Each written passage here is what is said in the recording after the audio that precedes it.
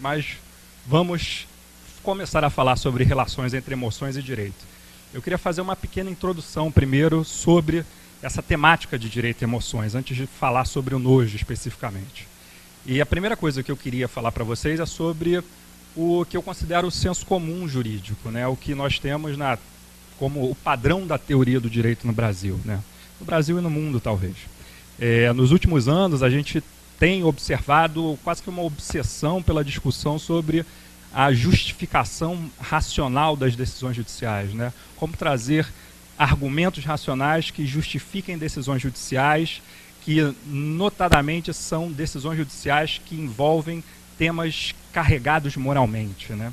Então, nos últimos anos na teoria do direito, a gente vê um esforço enorme para dizer que não há discricionariedade nessas decisões que envolvem temas morais carregados e que o juiz teria que justificar racionalmente as suas decisões nesses temas tão polêmicos, nesses chamados casos difíceis do direito, né?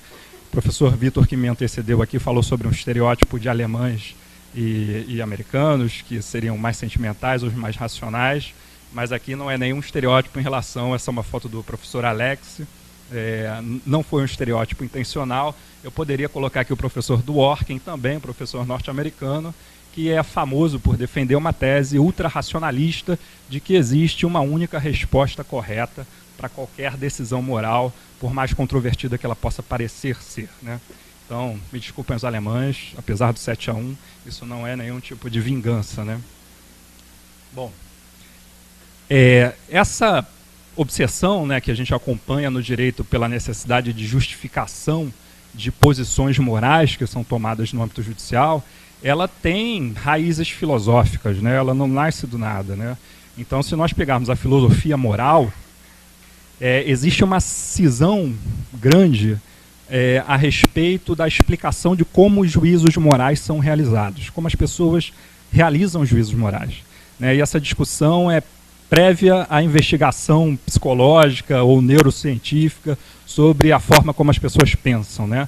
Então, no século XIX, né, século XVIII, a gente já tem essa posição essa divisão bastante clara na filosofia moral, colocando de um lado chamado de racionalistas, defendendo que juízos morais são derivados de faculdades racionais, é a razão que nos faz decidir o que é certo ou errado, e de outro lado a gente teria os sentimentalistas morais que defendem a ideia de que juízos morais são, de alguma forma, sentimentos de aprovação ou desaprovação em relação à ação que está sendo julgada, né?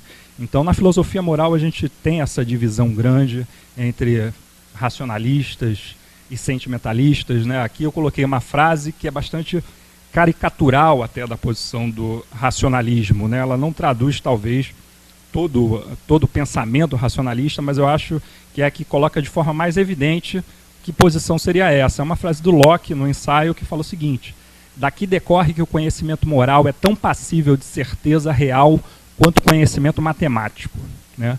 E ele continua no ensaio falando que o certo e o errado tem a mesma relação que os ângulos de um triângulo, né? Então, a forma como a gente decide sobre o certo e errado é obtida da mesma forma como a gente pensa sobre juízos que são matemáticos, né?